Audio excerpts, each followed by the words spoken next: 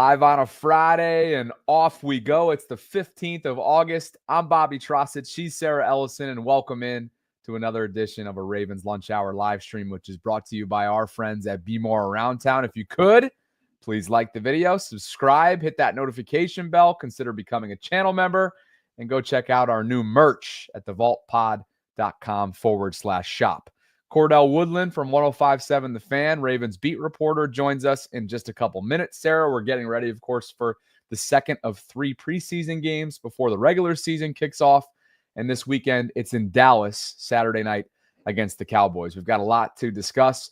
5 Ravens who we and Cordell maybe feel like have the most at stake to win and to lose this upcoming weekend. Mina has her Super Bowl pick, and she was asked to justify why that might be the case in her mind, and she did just that. That's what she always does, Sarah. John Gruden had some thoughts coming off of his Ravens visit earlier on in the summer and how they might stack up against some of the not just AFC elites, but NFC elites as well.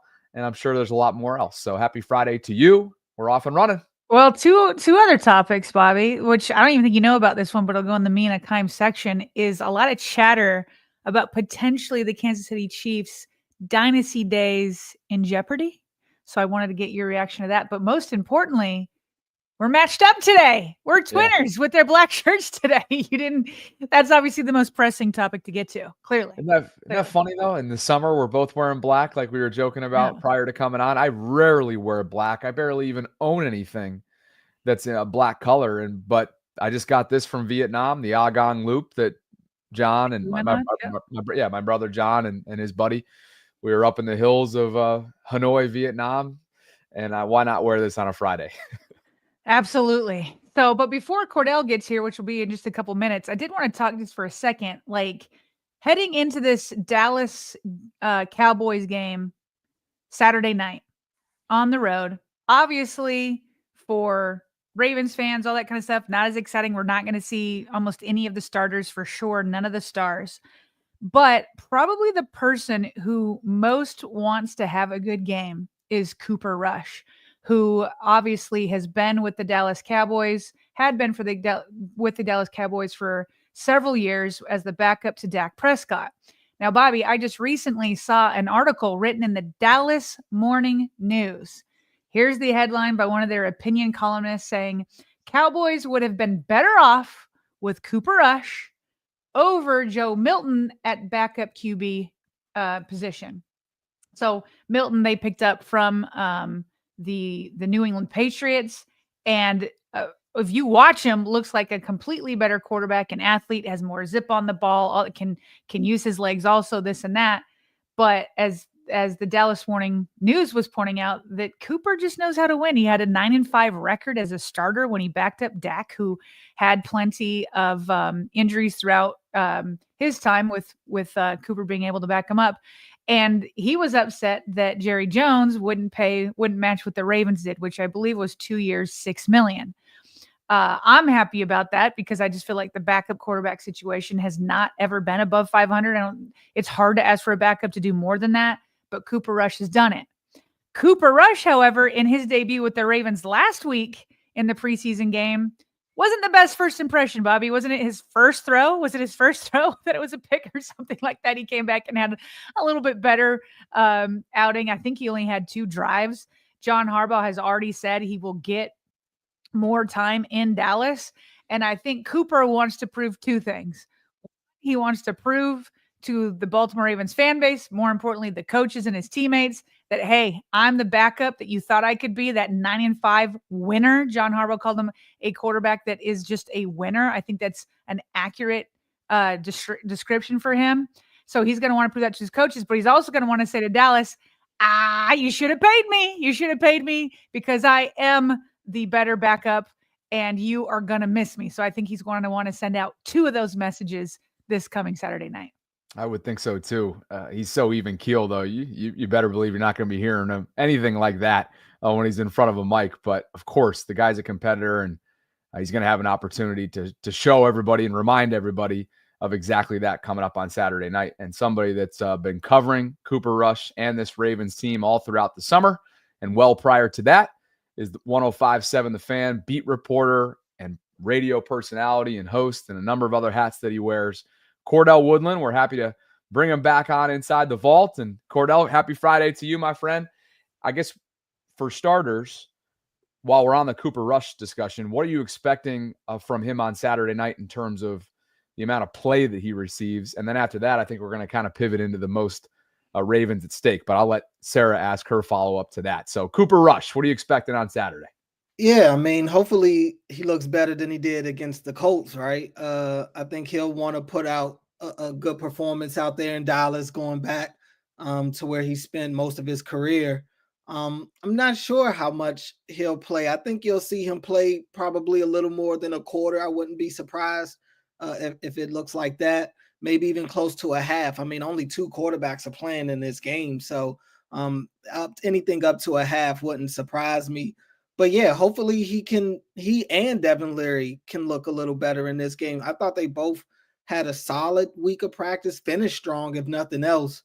And you just want to be able to get a chance to really evaluate some of these receivers that have made plays in practice, but unfortunately didn't really get many opportunities in the first preseason game. So, Cordell, outside of Cooper Rush, can you give us, I don't know, a couple names where you feel like, okay, this Saturday, they have the most at stake. They really need to put on a show?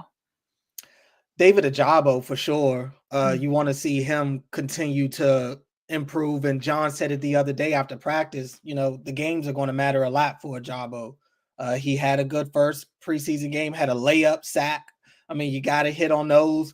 But he had other reps too, where I thought he looked more effective than he has in the past. So he's a guy that you're looking at. Ben Cleveland, obviously, is going to be one along that offensive line. Guys like him and Carson Vincent, you want to start to see them put together some quality film. Corey Bullock, I think, has really started to ascend here over the summer. So he's a guy that's just continuously gaining favor. I would imagine that Saturday would be another step in the right direction for him. And then I'm looking at some of these guys in the safety room. This secondary is a little banged up right now. So it's making the back end of the roster decisions just that much more important. So the Bo Braids, the Sanusi Canes, TJ Tampa's, and not to say like Tampa, I think is on this team. I think that's without a question, but you want to see him continue to play well also because there are injury questions in this secondary. Despite their ceiling being as high as it is, that question being there is showing you right now with a couple of them being out. So you want to be able to see something from some of these depth guys like TJ Tampa, who I think is going to play a lot more this year than he did last year. Cordell, how do you see this weak side linebacker sort of competition unfolding, playing out? Obviously Trenton Simpson, you would think it's his job to lose. He's been in the program for several years now, but we all know what happened last year. Teddy Buchanan was wearing the green dot this past week. Felt like it was somewhat of a quiet debut for him, but I'd imagine it's going to take some time for processing to turn into playmaking. And then don't look now, but the undrafted guy that's garnering some attention in Jay Higgins is making his case as well. So where are you at among the trio of inside linebackers? Yeah, and honestly, I would throw Jake Hummel in there. I think Jake Hummel has been solid on defense as well in camp. But that's another one. Look, I think Trenton Simpson is going to be a lock. I think it would have to look similar to the way it did last year, to where Simpson gets a nice sample size, and then midpoint in the year, if they're not satisfied, then they start to look elsewhere. But I do think he'll get the first run at this. And also, I don't think that there will be many times where you see 2 linebackers on the field, especially not in passing situations. I mean, they're going to want to flood the field with DBs. That's definitely going to be the case. But early down situations, it's going to be who's better in the run game. And that's where Trenton struggled at times. I still think he leaves a little to be desired there. Just I think he gets caught up with his eyes can play tricks on him. I don't think he's as strong, even though he has put on weight. He still struggles to fight off some of these guards that he's going to face in the hole. So that just the mix of not being able to fight off the block and also maybe even getting there a step too late, that's just a recipe for disaster for me in some of those run fits. So that's where some of these other guys have been able to make an impact. And Jay Higgins has shown that he's really good in the coverage game. Teddy Buchanan as well. But yeah, I'd be surprised if we see a change there. Like I'm fully expecting Trenton Simpson to be the guy next to Roquan for the most part, especially at the start of the year. You mentioned the DBs and the competition there. Can we zero in a little bit on potentially if they only keep 4 safeties, maybe they'll make it to where there's 5, but is it potential that there's like a Bo Braid versus the undrafted rookie free agent Ruben Lowry where they're fighting for one spot? Or do you think they could both fight their way onto the 53-man roster? I think it'd be tough for both of them to make it. You know, I think it'd be tough for them both. I wouldn't be surprised if it's a situation where both of those guys find their way on. If the Ravens would love it if both of those guys found their way to be on the practice squad. Bo Braid is least likely for that to happen. Ruben Lowry, the benefit for them is it feels like most of his plays have been made in practice, not necessarily in the first preseason game. Not to say he played bad, but it's not like he was one of the top 3 names you left that game talking about. So they have that going for them. But Bo Braid was a guy that I think a lot of teams liked coming out of college. He just had he had the injury during the draft season that made it had it go the way that it did for him. But he has a name around the league, to my knowledge. So I find it hard to believe, like I said, that both of them get on. Definitely Lowry. Like right now in my mind, Lowry's not on the 53-man.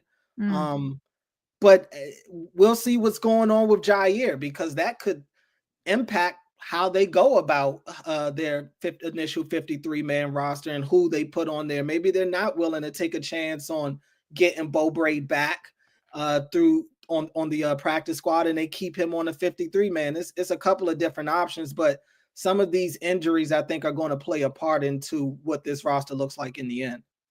Another injury that was obviously Ravens camp and all the offseason activities was one for a shoulder setback for Emory Jones, rookie 3rd rounder out of LSU. And interesting messaging as you kind of follow along over the last couple months. Like there was some optimism from John Harbaugh at one point that he would be back during training camp, or at the start of it, or early on in training camp, maybe was the specific messaging. And now the clock's ticking. Maybe it's even expired at this point in terms of week 1 being in play. I mean, he's got to get a ramp-up period in there as well. And it's September 7th, Cordell, as you know, is right around the corner. So, I mean, are you looking at him as an IR candidate, 1? And 2, are you hearing anything, or have you seen him at all as you're walking the premises of one winning drive in recent weeks? Yeah. I mean, yes, I have seen him. He walked out to practice the other day, actually. And, you know, he's standing off to the side. He wasn't necessarily in the sling. He probably had just came from working out, but haven't seen him on the field, obviously, just yet. I am looking at him as an IR candidate. I mean, it's very late in camp. Like you said, we're like, 3 weeks away from week 1. And he's not a guy that's going to be able to help them right now anyway. A lot of people talk about Daniel Faalele and the competition for him. I think Emory Jones is thought to be maybe that competition for Faalele, but Emory Jones not being there and them not feeling like Cleveland is pushing anybody enough to have them compete in both spots. So you get what you get with that. But yeah, Emory Jones, I'm looking at this to probably be a red shirt year for him. I don't know how much the Ravens expected it to go this long. You know, I think that they thought that he'd be back in the first quarter of training camp. But here we are on the back end, and it doesn't seem like he's any closer to touching the field. So I would expect that he's going to be a primary IR candidate. Man, it's too bad for him and the offensive line. Real quick, while we're talking about injuries, before I get to my real question, you mentioned something. You said we'll see with Jair Alexander. Is there potentially something maybe a little bit more serious that could linger that's going on with him? Well, I mean, it's the quietness is a little concerning. We haven't seen him in a couple of days.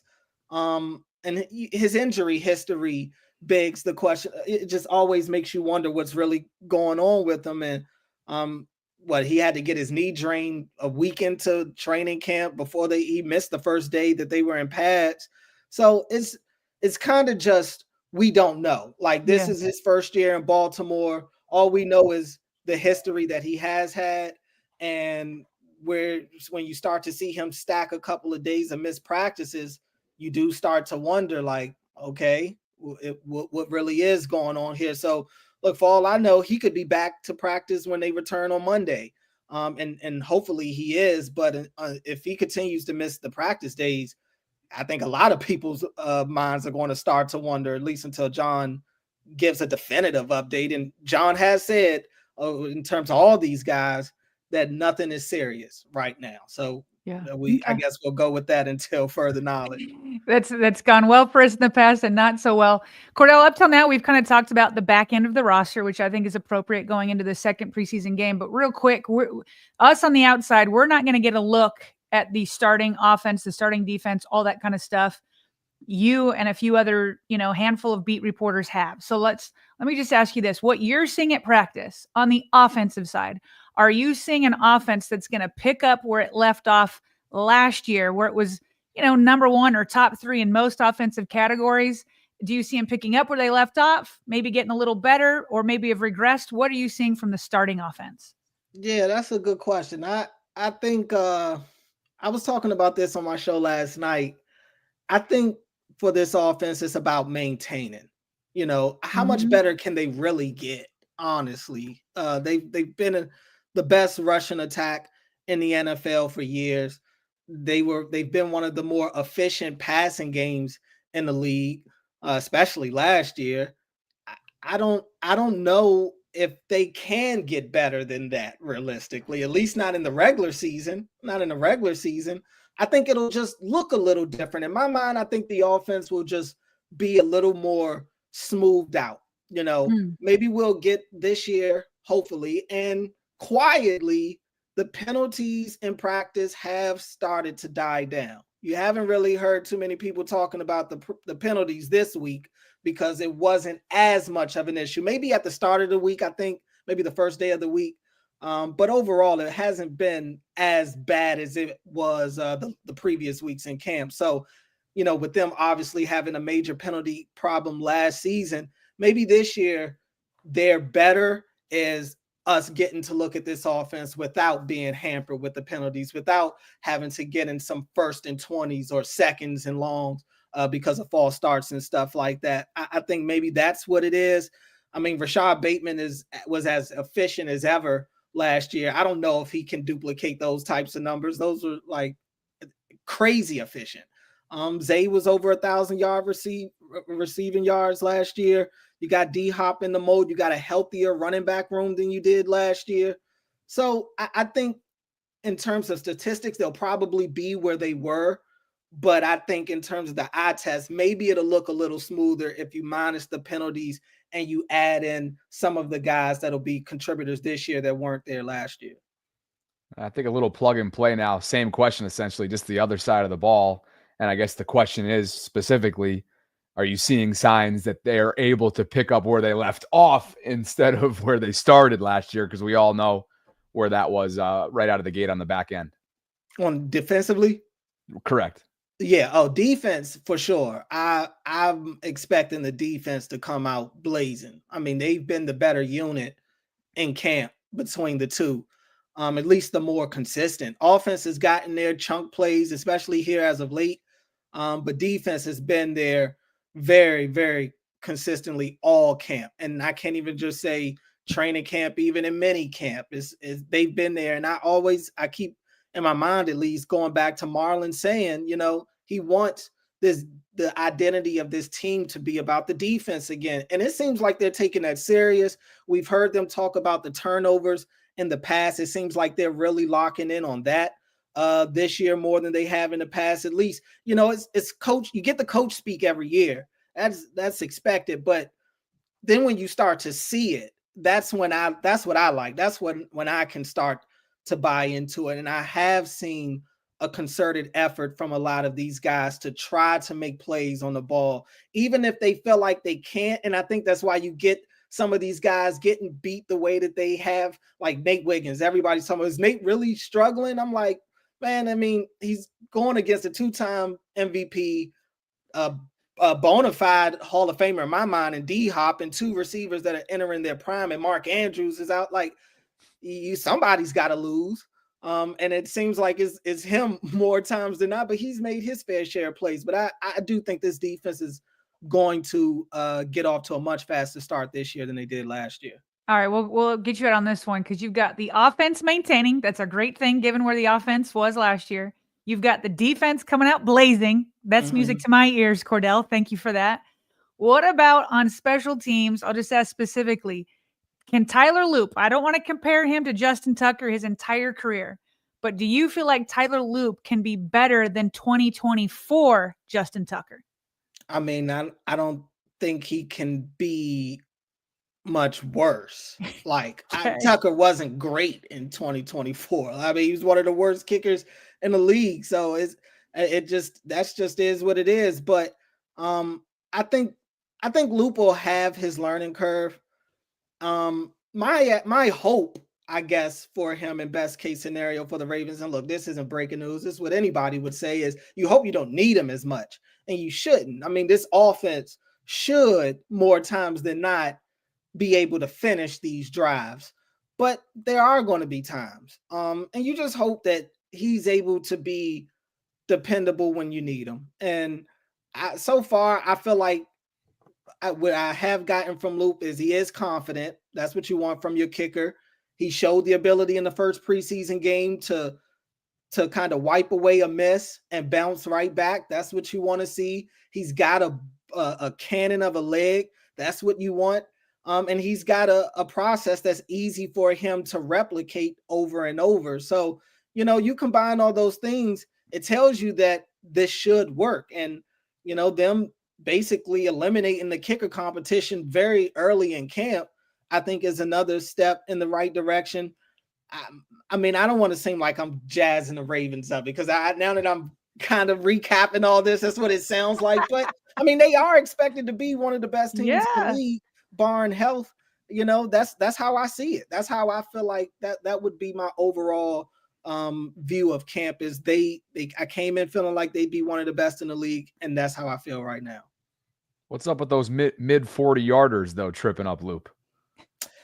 Well, I mean, that's not what you want. And I think he missed them both wide right, I want to say, the other day.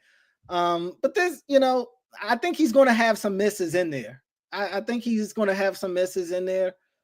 You just hope that they aren't the killers. And I mean, I guess, when is it? Like, is there ever a good time to miss a field goal? Maybe if you're up a couple of scores, sure. But I think, he is a rookie at the end of the day. And whether he will say it on the mic or not, he's human. He is definitely taking into account the shoes he's filling. Make no mistake about it. You come in and you're replacing a guy that had the reputation of the greatest kicker of all time. Yeah, that's going to be pressure on you. So I think it's going to take some time. That's why I think it's imperative that he gets as many opportunities during preseason as he can, to get all of that out. So by the time you get out to Buffalo, look, I mean, that'll feel different. Nothing like that will feel like what he's done to this point, but just let him work the kinks out. People are going to have to be a little patient with him at times, probably. You just hope that by the time you get to December, you know what you have in him. No doubt. September 7th, right around the corner, his debut and the debut of the 2025-26 regular season. Cordell, we appreciate this. This has been fun. Let everybody know what you got coming up today, the weekend, for preseason coverage and everything else on the Fan and everything else you're up to. Yeah, man. Appreciate you guys having me. You can follow me at Cordell Woodland right there. You never know when you'll hear me on the Fan. You can download the Odyssey app. You can listen even if you're not here in Baltimore. I jump on a lot of the different shows over there. And yeah, just continuous camp coverage right now. Got a couple of weeks till we get to the real games. So football is here. Heck yeah. Thanks, Cordell. Have a great weekend, man. You too. Appreciate it, guys. Appreciate you. There he is. You can find him right there. at Cordell Woodland, as you see on the screen for the audio-only audience. As he told you, it's at Cordell Woodland. Good stuff for 105.7 The Fan. Really good insight there, Bobby. He gave a lot of definitive answers. I found it, I kind of chuckled a little bit where he's like, man, I'm listening to myself here and it sounds like I'm hyping up the Ravens. He's like, I'm not meaning to. Like, he's trying to maintain that beat reporter, non-fan, right, kind of journalistic professionalism, which we always appreciate from Cordell. It's one of the reasons why we keep coming back to him, and we'll have him again next week. Don't you worry. He's going to keep coming back. He's agreed to continue, but it's so funny that, like, just his words were kind of hyping me up, at least, without him even meaning to. I think the biggest one is him saying that he expects, like, I was asked about the offense. He's like, yeah, it'd be nice if they can maintain. They're not going to get better. They'll be more polished to the eye test. And I'm like, what about the defense? You're like, what about the defense? You're like, oh yeah. He's like, for sure, they're going to be better. And he's like, I expect them to come out blazing. And so you're like, okay. So it's just nice to hear, because we can't see the starting teams. They're not going to be playing in the preseason. So we have no idea what they look like outside of these reports. So Cordell helping us there. But Bobby, him talking about, I mean, he was definitive. Not that he's going to be right for sure, but he sees Ruben Lowry is out and Bo Braid is in. I think that probably means he sees Corey Bullock is in. He's another, he's an older undrafted free agent. He was on the practice squad last year. And then just him saying Trenton's a lock. I think he means to start, at the beginning of the season. And then just him saying, hey, just watch Jair Alexander. That's something to watch out for. So lots of good definitive analysis and statements from Cordell there. I really appreciated his insight.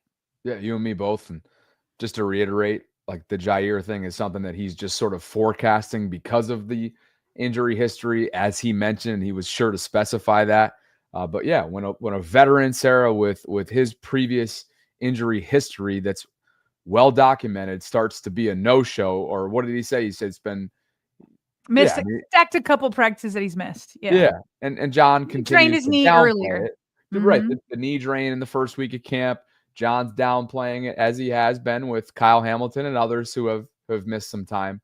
But it's just something that you want to keep at the top of your mind, or maybe not at the top, but just give it a little bit of acknowledge it and know that it could go either way because of Jair's history, his age, the miles on those tires. Hopefully it's nothing, but it is something that should be at least talked about. Absolutely. Shall we get in a read, some super chats, and then pivot to the next piece of content? Yes, sir. All right. This episode is brought to you by our friends at Be More Around Town. We've really enjoyed this summer campaign, and you already know, I think most of you guys know this, what the website looks like. So let's instead do this, shall we, partner? And I'm going to go ahead and zoom in on their Instagram page, because I think this best captures what the Be More Around Town experience is all about. I mean, look at this crew right here. Looking back at the Buffalo night, I was like right here in like the bottom right hand side of the screen, actually live on a live stream. So I couldn't get in the group photo, but this was before the Ravens-Bills game. It was in downtown Buffalo. It was awesome, but it just speaks to, look at the passion, look at the joy. I remember meeting all these people on that trip, and you just get close. Like, it's, if nothing else, it's an opportunity to meet like-minded Ravens fans who enjoy traveling on the road, who enjoy just the art of travel. This was my boy from Mexico. He's called into the program before. I'm forgetting his name. I'm sorry, but it's just, you meet so many people along the way. They do a number of Orioles events as well. And then any chance you get to hang out with Jimmy Smith in a party atmosphere, Sarah, I think you're going to take it if you're a Ravens fan. There's Adam Jones as well. Brian Snyder right here, the man who's calling all the shots. But not a bad group to travel with, Sarah. Don't these posts just perfectly encapsulate it? Absolutely. It just looks like a fun party. Like, what else do you want than when you're going to go to a Ravens game? And so, I mean, the tailgating, to be with other Ravens fans, whether on the road or at the home games, at the tailgates. I mean, I imagine the energy is off the charts. Look at this on the road. This is at MetLife Stadium on the road. And this is the group that they convinced to travel with them. It's an easy convincing, because that's what Be More Around Town does. So do they have a Ravens legend at every travel game? Just about. Really? Just about. And we know that Chris McAllister has week 1 this year. Right. We know that Jamal Lewis has the Miami week. We know that who else is out there with him? Jimmy Smith is doing Minnesota. Okay. And there's a few others, but those are off cool. the top of my head. Yeah. So, and as we always share too, there's a little bit of an incentive and a perk in here for our Voltrons. If you book a full Ravens away trip experience with Be More, you'll receive 2 complimentary VIP purple tailgate passes to a 2025 home tailgate of your choice. All you have to do in order to redeem those passes is email Brian at BeMoreAroundTown.com to learn more. But yeah, this is the environment that they've created, and this is where I've done pregame shows the last 2 seasons. And here it is right here for the home. For those of you who don't know, the 801 West Austin Street location outside M&T Bank. This is the scene. It is a scene unlike any other. There's confetti in the air. There's DJs. It looked like ravens for a second. Right? Raven birds. Literally. And then like other teams show up too. Like, so it's like a mixture of both fan bases. This clearly, as you can see here, was Philadelphia week. I don't think it takes a Einstein to figure that out. Eagles travel really well, and fun is had at every single tailgate. So thanks to Be More Around Town. You guys can visit the show notes or the link that's included in the live chat right now as a pinned comment, or just visit BeMoreAroundTown.com to learn more and sign up for a trip. Let's get some super chats. Appreciate you guys for being with us on this Friday. Happy Friday to all of you. And just cooking through some of yesterday's channel members. I think we announced the majority of these yesterday. It was Rayson. Hopefully we'll get down to the bottom of that pronunciation at some point. It was Richard. It was Steve. And Sarah today began with Douglas H. Brown Sr. dropping a 5 spot in. 5 new channel members have become Voltrons because of his generosity. And of course, there's an attached super chat with it. It's a $20 super chat. That's an orange banner, Sarah. And it reads as follows. The undying support from Douglas says, I don't mean to hover like a parent, but I feel so connected to this channel, I can't help myself. So thanks for letting me be a part of it, Sarah and Bobby. We're glad you are a part of it. Absolutely. And he says like a parent, it almost feels like just because I lost my grandparents when I was on both sides very young. And so it's like I need another. Can he be a grandpa? Can he be a grandpa to me? Yeah, like a grandfatherly figure for sure. Yeah.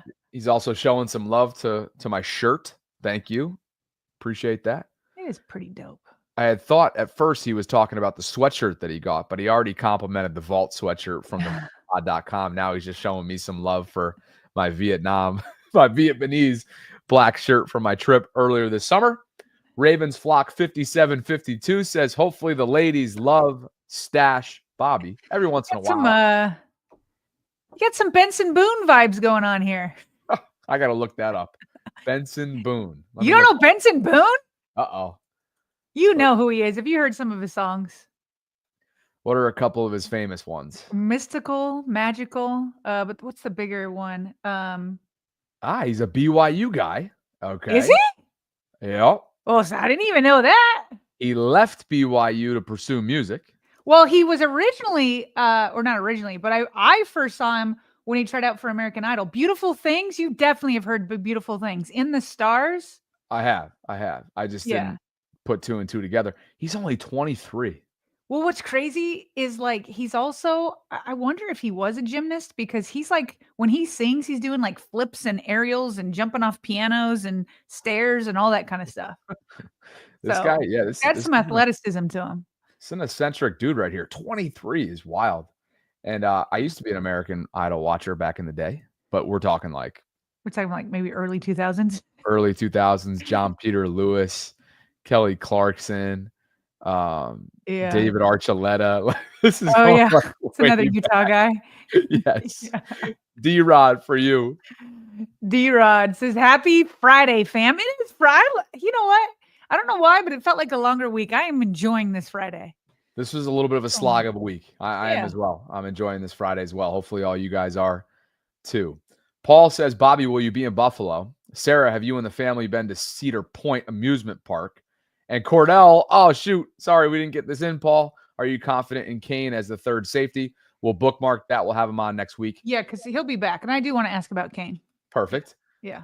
I will not be in Buffalo. I am. Oh, is that official? Yeah, that's always. I mean, maybe I left that up for grabs at some point when asked. but I can't go to Buffalo because I'm moving into St. Pete a couple days prior, and things are crazy around that time. I would love to go back for the rematch, but I won't be in Buffalo. The tentative plan for me right now, come back for Lions, Ravens, Monday Night Football, and then Miami Thursday night later on in the fall. So that's my plan. And then Sarah, have you been to the amusement park? Absolutely. Cedar Point, for sure. I've been multiple times with my kids. Great place to be. Awesome. Up off the lake. Ah, okay. In where? It's a little bit there's so many lakes in Ohio. I should know them by now. Okay. I think it's off Lake Erie. I think it's off Lake Erie, but it's up north, even a little bit north from Cleveland. Gotcha. But it's nice. It's nice in the summer. It's got long lines like any amusement park, but it's fun to go up there. Nice. Why don't you take this one? Rage Bite. He says, off topic, could you guys do an analysis of the 2019 playoff game? I've always thought that game was one of Lamar's best playoff performances. That was also the game that started the playoff narrative around Lamar. That game obviously was the King Henry game. Like, I remember the Ravens defense, especially the middle linebacker position, was already weak, and they had to end up using, what was his name? Josh Bynes. And so he was kind of like a little bit of like a savior at the end of the year, but that was just to like do better than below average, and a little bit better than below average was not going to stop King Henry. And I just feel like there was like never even a chance to get going because the defense couldn't stop anything. I can't remember.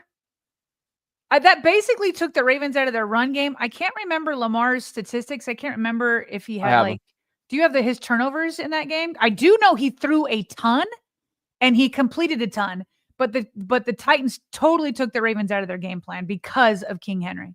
I have it all right in front of me. So okay, what is it? So to your point, it was the Derrick Henry game. Mm-hmm. He had 30 carries for 195 yards. How are you going to win a game like that? He averaged 6.5 per carry. Okay. They only asked Ryan Tannehill to throw it 14 times. He completed only 7 of those 14 throws. And he threw for 88 yards. Okay? But he threw 2 touchdowns and they protected him. He was only sacked once. On the other side of the aisle, buckle up if you don't want to remember this. Lamar threw it 59 times, completed just 31 of those 59 attempts. He threw for 365 yards, most of which came when they were in retreat, trying to get back into the game. Fourth quarter. Yep. He did throw a touchdown. He threw 2 interceptions, also lost a fumble, was sacked 4 times, and finished with a quarterback rating of 63.2. Now, maybe this is what Rage is getting at here.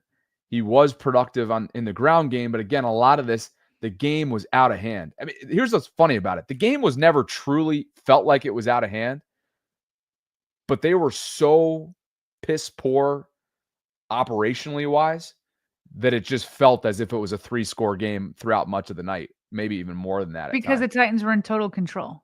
Correct. Yeah. So everybody knows, didn't have control. This was a 14-6 game at the half in favor of Tennessee. Think about that. 14-6. It was a 1-possession game at the half. Right. And yet it felt as if it was 3 or 4. Well, and it's also hard. Go ahead. I'll just finish with his rushing stats because that was where he was most productive. 20 carries, 143 yards. That's his average of 7.2, and he had a long run of 30. But you said he threw how many times? 59. So basically, the offense was Lamar Jackson. Yes. And the Titans' offense was Derrick Henry. And listen, you have to remember back that it was the Lamar Jackson in the Greg Roman era and not the Todd Monken era. And he had very different receivers than he has now. And so to throw that many times for sure in 2019 was not good for the Ravens. I mean, the Ravens, even in the Todd Monken era, every team is better when they're balanced. Every team is. I mean, you can have a Tom Brady team. It's like it's better if they've got a run game to like balance it out. And so They just said, well, let's just throw it on Lamar's shoulders and see what happens. That's kind of what the game plan became. There were drops that day. There There was were so many drops. operational struggles. There was ball security struggles. More than anything else, I can remember the air in that stadium was just, the life in that stadium was sucked right out. I mean, you could, slightly exaggerated, but you could feel like there be a pin drop and you could hear it. I mean, it was so lifeless that night. It was a balmy night. I'll never forget the night. It was like a 65-degree January night. And they had just come off a 14-2 campaign, as we all remember. I'm sure a lot of you and a bye week. Recount all this, and a bye week on top of it. Running the table, unanimous MVP season, and they came out flat. God King was asking Cordell about the offensive line progress. We'll talk about that next week as well. Well, I felt like we had spoken last time when we talked to him. We spoke so much about Fa'alele that I was like, well, let's do different topics today. But I'm sure there'll be more. A week after this third or second preseason game, I'm sure we'll talk. Eric Silent Night Hill says, hey, everyone. Sarah, hope all is well with your mother-in-law. If no one tells you they love you, just know that I do. Please check on a veteran.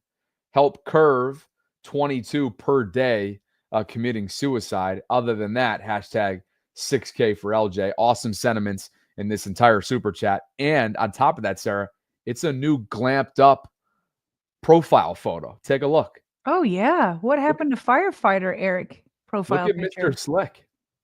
I mean, look at him. He looks like he's at a movie premiere. Look at this guy. Eric? He's at his class reunion there. Is it? That's what it says, class reunion. Oh, yeah. I want to know how many years that was, though. For sure. On top of that, he also gifted a Voltron gift. So thanks, Eric. Let us know where you were looking clean. Adam, $78.99 for you. Oh. Well, sounds like a Bills Mafia guy was being interesting. Not so good. Did you see it?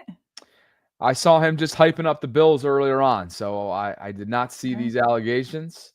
So, Adam, let us know with specifics. We'll take a look at if we have to. Is Bills Mafia still in there? I don't see anything right now. He's been in there. All I saw was just sort of fired up for week one. But if there was a line that was crossed, let us know, guys. Not that Adam's comment doesn't deserve weight. Obviously, it does. We just didn't see it. Park Heights Prophet is celebrating 5 months of channel membership.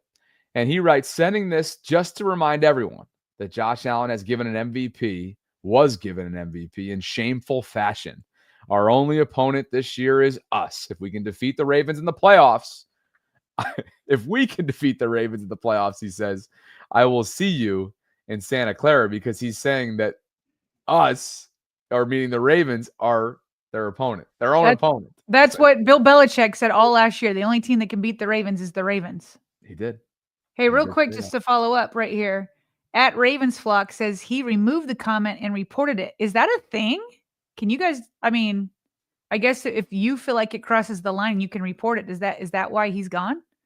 News to me. Everybody's been asking us to do it. They can do it too? News to me. Tell me more about that, Ravensflock. All right. PHP with a second $20 super chat. Or I should say, this is his first. He was celebrating 5 months of channel membership. So now here he is on his streak. It continues. Sarah, for you, $20, orange banner. He says, PHP is here. I heard there was a Bills fan in here. Like Cincy, a fan base with nothing to cheer but some almost moments. Never seen confetti fall in that. Mistake by the lake. Enjoy your MV pathetic. See you chumps week one. Hashtag 20-0. There's nobody that can talk trash quite like PHP. Oh, woo. Baby. This is getting good. Not that it needed to be reignited between the Ravens and Bills after last year, but it sure seems like PHP is doing his best to do so. Douglas says, Sarah, I would love to be your grandfather. Oh, there we go. Here we go. And paid $10 just to let you know. Here's what's funny. The reason why I lost my grandparents so young is because I'm number 6 of 7 children. And my dad is like of grandfather age. So I'm curious, Douglas, are you younger or older than my dad? My dad is, hold on, let me think. He'd get mad if I got this wrong. 36. Okay. So this year he turns 89. He'll turn 89 this year. I think so. Your pops has them. Last time I checked, when an email that we were sent a couple weeks ago, I think specified. I want to say it was low 70s. You know what's crazy? After the stream yesterday, and this is on top of and by the way, I see all your guys' support for my mother-in-law. Much appreciated. She did come back last night, and my husband, who works in the medical field, certainly brought calm to the situation and was wonderful. But on top of that, it was so weird. I got a random call from my dad because this is just the reality of his age. They're making funeral plans. Like, he's not super sick or anything like that right now. He's just like, I'll take care of it while I'm alive, so that you guys. So anyway, he called me about funeral plans, and I'm like, this is the weirdest phone call ever. And I absolutely hate it. Like, it's the logistics, it's the reality of life, but I hated it. So yeah. You have had plenty going on over there. And it's awesome to see all the outpouring of support in our chat. Yeah, a lot of love. Ravens Flock 5752 says, if we had CJ Mosley, we win in 2019. That's his hashtag hot take. Park Heights Prophet says, Bobby back out. I will have my victory cigar and scotch alone in Buffalo. No worries. No country arse valley town can hold me. Hashtag 1-0 to hashtag 20-0. Hashtag the real MVP. This is funny.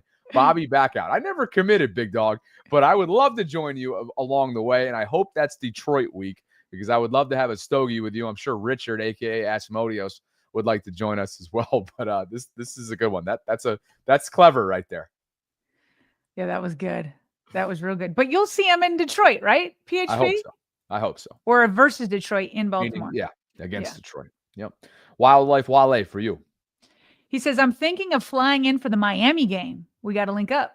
Okay. Good to know. I added the up. Is that normal? We got to link. It's good. Well, you can probably go both ways. Okay. But hey, I'm with you, Wildlife. I'm in some chats with Be More Around Town, and it's too easy for me now, being in the state of Florida in a couple weeks from now, not to go. I mean, it's too easy not to go. So we'll talk. Rage is back. Clarification. I meant, would you mind rewatching that game? Oh. Because I remember one of the interceptions being a tip ball by Mark, and we had about 7 drops, which we mentioned, and went for 4th down a lot when they had to. Yeah. They had to. Yeah. So would we mind? I wouldn't mind. I don't know if we're going to make time. I'll be honest. I don't think I'm going to have the time to rewatch that game. Before the start of the season, I'm going to be making my roster predictions next week. I'll tell you that much. Okay. We'll have to have Jason from Huddle Up Films. We'll do that annual show where he and I make the 53-man roster predictions. Yeah, remind me to make a suggestion to you after we finish up the show. Remind me to make a suggestion to you about when you should do that, scheduling wise. Okay. Talk. Because you'll be out. There's a couple dates coming up, including my trip down to Florida. I got you. King Lee says, first of all, celebrating 4 months of channel membership. So thank you, King Lee. Heck yeah, 4 months. Yes, sir. LFG Flock. That's some Friday feels there from King. And here comes Holly, Sarah. Ravens Bills watch party at the bank. Can't wait. Ooh, okay. Are they doing something there? I saw an email come out about that, but I didn't read it too closely. Nice. Enjoy, Holly. Eric says 20 years. That's his high school reunion. Got to switch it up at times. Hashtag 6K for LJ. Looking clean. D-Rod comes in with a 5-spot gift. Douglas matches that with a 5-spot gift. And you can already tell, Sarah, the Friday generosity is alive and well inside the show today. XXTXTXTXX is celebrating 3 months of channel membership for you. She says, this is Sherry Millen, been MIA. Mom has been having health issues, so back and forth between Virginia. Love you, Voltrons. Hey, we get it. We get it. Hopefully you can listen to us while you're commuting on delay, but we love it when you're here live. Best of luck and prayers up to your mom. Yeah, for sure. Ditto on my end, Sherry. Thank you. Joe Jenkins gifting 1 channel membership. God King says, I don't know how Allen gets all the fanfare in his division. Douglas has gifted 1. He's matching.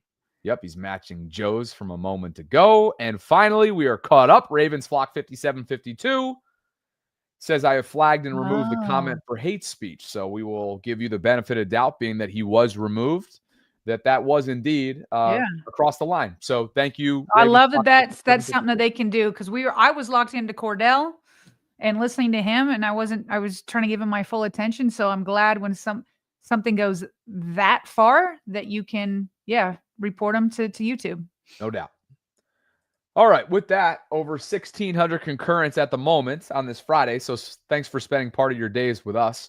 If you could on the way in, like the video, subscribe, hit that notification bell, maybe support our brand sponsor today, Be More Around Town. Go find a tailgate or a road trip that you might enjoy this upcoming season. You can go visit thevaultpod.com/shop to check out our new apparel line and everything else that we got going on in the show notes. Where to, partner? We are moving on to one Mina Kimes. And once again, I think she just put on a clinic of fact-based analysis that I think that the Voltrons and Flock Nation and everybody can enjoy. So recently she was on with Dave Dameshek, who I know him from all of his NFL Network days. I don't know if he's still there. But he was on with Mina Kimes, and he asked her kind of 2 questions revolving the Super Bowl. Because Bobby, once the second preseason game is done, people are going to be looking past the third, and we're going to for sure be getting into prediction season big time. And it's going to be, who makes the playoffs and then all the way up until the Super Bowl. But Mina is getting a little bit out ahead of everybody else with her predictions. And Dave asked her, like, who do you think would be 2 fun teams to match up in the Super Bowl from the AFC and NFC? And then he wanted to know, who are your actual teams that you're actually predicting to make it to the Super Bowl? It's not shocking who our 2 teams are, but Dave, who by the way is a very open Steelers fan, although he doesn't have much to talk about recently. I do remember back in the day he talked a lot of trash, but now he's had to be a little bit more quiet. Anyway, not surprisingly, she picks Ravens and Eagles. He lets the Eagles things go. Like, of course, that makes sense. Sure. But then he's like, but I want you to justify the Ravens. He pushes back. She stays solid and steady, undeterred in her pick. Here we go. Actual Super Bowl 60 matchup. I believe I went with the 2 best teams in the NFL, the Philadelphia Eagles and the Baltimore Ravens. Talk about the Ravens in a conference that still includes the Chiefs and the Ravens are Bills stacked. Okay, so if you're looking at the top of the AFC and you have, I think correctly, the Chiefs, Bills, and Ravens, right? Bengals are kind of outside of that because of their defense. In my mind, the Ravens clearly have the best defense of the bunch. I think they have a top 3-4 defense that was really repaired. They really fixed things in the second half of last season. I think they're going to be even better this year. It's wild that just mid-season they were being had, and I was saying halfway through the season last year, are you guys watching the games though? I know Lamar Jackson's super fun and everything, but they can't stop anybody when they have to stop somebody. Then suddenly they moved Kyle Hamilton and they were a completely different team. Now they doubled down at the safety spot. Added a Jair Alexander. We'll see how much he plays. But yeah, I'm pretty high on that Ravens defense, Ravens offense. Listen, we could talk about, the postseason and some of the foibles and the execution errors that they seem to have. We should talk about the postseason, Mina. I know you don't like a quarterback wins in the postseason as something that matters, but it matters. Me and Nick Wright agree. They're the best team. I really believe that they're the best team in the AFC. The offense is basically the same. Yeah. I think the play callers are so good. Todd Monken, to me, is like one of the great NFL stories. So the thing about the postseason is once we get there, we can say who's injured, what are the matchups like, etc. But this time of year, all you can really do is just try to pick the 2 best teams. And I really believe those are the 2 best teams in football. Boom. Like, I don't know what he was doing when we should talk about the postseason, Mina. I agree with Nick Wright. I don't know what that was all about. You know what it was? It was, and I think she has this in her Twitter bio, if I'm not mistaken, or used to, doesn't anymore, does not appreciate the quarterback wins as a statistic and metric that's tracked the way that it is. And I believe that's the context there. Okay. Well, listen. She's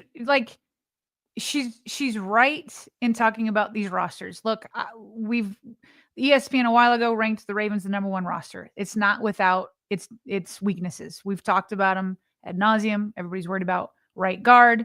We've talked a little bit about the weak side linebacker. We've talked a little bit about Tyler Loop as a rookie. I mean, Cordell Woodland was just on here and said we're going to need to be patient. What is most important is that he kind of finds his consistency by the time we hit December, all that kind of stuff. And so yeah, you can be Dave or any other number of national analysts or even local ones. Skeptics. What's that? Skeptics. Skeptics. And listen, I don't fault anybody who brings up the Ravens postseason history. It's the final hurdle of Lamar Jackson's career for sure. That being said, what happened in the past does not dictate the future. In fact, in my view, when you fall short in the past, if it does have any influence on the future, it's more motivation, it's more learning experience, all that kind of stuff. So when she says, yeah, like injuries can happen, postseason psychological things can come up. But at the end of the day, as an analyst, that's all noise when it comes prediction time. It's all noise. And maybe when we get closer and we have a better feel for the makeup of each team, fine. But she's like, I'm just going to cut through all that noise and I'm picking the two best teams. And Bobby, I don't think anybody can really argue that the Eagles and Ravens are, if not the top two teams, certainly in the top five. There's no way either one of them's out of the top five. Maybe, I don't know, like a complete team. Like it's really hard. I feel like they're two of the most complete teams. And so what's bananas to me is what Cordell Woodland said and then what she just projected, which is that it's I'm trying to, let me see if I can go to this. I'm trying to imagine the Ravens offense maintaining itself from last year, which was probably number 1 and number 3 in all major offensive statistical categories. You have a 2-time, should be 3-time MVP quarterback. And then we're talking about a defense that Mina is saying would be top 3. The Ravens defense was number 1 in a gazillion categories, which I have up on the screen come weeks 13 through 18. And Cordell Woodland, based off of him watching them right now against last year's number 1 offense, he's like, oh yeah, the defense is going to be good. So it's hard not to pick the Ravens when you expect it's all the offensive players are returning from last year, save one. And now you're saying that the defense could be top 3. It's like, how do you not feel pretty good despite all the last postseason woes and say, hey, yeah, I think I'm going to pick this Ravens team to make it. Yeah. Last year, had they not floundered defensively, this graphic, the first 10 weeks, you're probably not going on the road to an environment like Buffalo and Western New York, Sarah, in the divisional round game. You're probably not having to do that. You may have to, maybe depending on how things went, and this is all obviously in the past, maybe you ended up go there for an AFC championship game instead. But that entire postseason run, the seeding, all looks different if that defense was even average those first 10 weeks.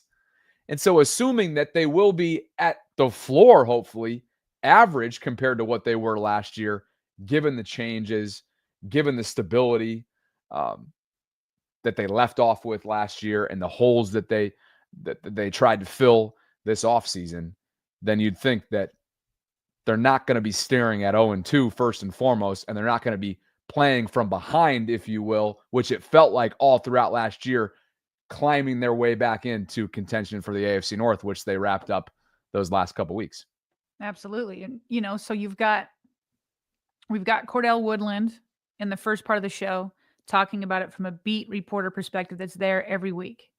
He even had to hold himself back. He's like, man, it really sounds like I'm gassing them up. He's like, I don't mean to, right? Then you got Mina Kimes, who's like this numbers analytics person. And then Bobby, you caught this earlier today, John Gruden, who has been to several training camps throughout the NFL. And so he has been able to not just see the Ravens, but he's been able to compare them to other camps he's been at. And is it surprising that when he's asked who are the teams that stood out most, that Baltimore comes to mind? What's impressive out of all the camps you've been to? Well, Baltimore and Detroit are really good teams. Yeah. Baltimore is the real deal. Harbaugh has established a culture, a winning edge of an environment. And they have this sign that says, play like a Raven. They play their asses off, man. They prepare really good. That's arses to you, Coach Gruden. Mm. But yeah, that was courtesy of Pardon My Take. And I don't think Cordell should feel bad. Yeah. about him kind of gassing up this team, because there's a lot to like. But as Roquan Smith always says, paper champs don't get you very far this time of year. Yeah. The conversations have been had. They'll continue to be had. It's the Baltimores, the Phillies, the Kansas Cities, the Detroits. We'll see outside of that who has something to say about it. DraftKings Sportsbook, in terms of AFC Championship odds and AFC Champion odds for the upcoming season, has the Bills in the front row seat, plus 340. Ravens are right there with them. So it's the Bills and Ravens interlocked with similar odds, these same exact odds. Chiefs come in at plus 425, and then after that, there's a pretty big gap between, the Chiefs or the top three and the likes of Cincinnati, Denver, Chargers, Pittsburgh, so on and so forth. So respect is earned, and they'll have to say something about it. But for right now, Sarah, the Chiefs were obviously last year's AFC champion. Mm-hmm. And it looks like right now the Bills and Ravens, for whatever it's worth, according to the odds makers, have the front row seat. Well, and that's probably this right here, this graphic and this AFC conference is probably the biggest threat to Mina Kimes' prediction coming true. Like, I think she's right. The Ravens are one of the best teams roster-wise. The difference, though, is I feel like Philly's conference is not the gauntlet that the AFC poses to the Ravens. And so this brings up kind of a interesting kind of narrative that's been going out there about the Kansas City Chiefs. The Ravens definitely need to find a way to get past the Bills and to get past the Chiefs, because those are the two teams that have knocked them out, minus the 2019 year that we just went over with the Titans. So I believe the Ravens for sure can beat the Bills in the postseason. That game ticks me it just ticks me off that the Ravens lost that. I feel like they should have and could have won that game. Maybe even the Chiefs the year before. The game plan by the coaches, whereas we've covered it, it was not ideal. They took themselves out of the game. But so here's this national narrative that's beginning, and I wanted to get your take. Many people have said that they believe that the dynasty days of the Chiefs are in jeopardy. So I'm going to play Colin Cowherd. He kind of articulated. He's one of a few guys that have said it. So listen to this and why he thinks the Chiefs' dynasty days are in jeopardy. Everybody, myself included, says the dynasty is over in Kansas City starting this year. It doesn't mean they're not going to be great. It doesn't mean they won't get to another Super Bowl. It doesn't mean winning is over.